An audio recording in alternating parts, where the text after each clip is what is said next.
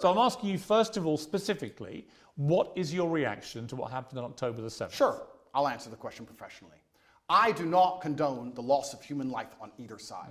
I think anybody doing anything which directly damages civilians is disgusting and abhorrent. However, I would be an amateur if I could not sit and pretend I do not understand the motivations behind either side. This is not even me taking a side. I understand why Israel is doing what it's doing. I understand why Palestine is doing what it's doing. However, I still call the Israeli actions absolutely abhorrent and genocidal. Okay, we're going to come to Israel's actions, I promise you. We will ask that question specifically. But in terms of what Hamas did on October the 7th, do you accept that was an act of terrorism?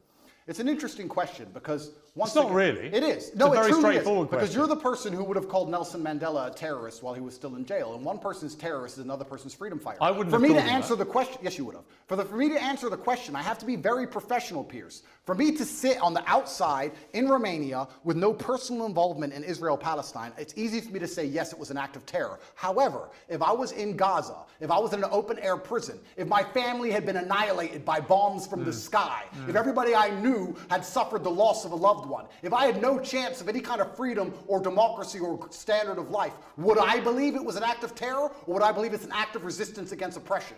You have to be very careful how you answer these questions. So what do you think?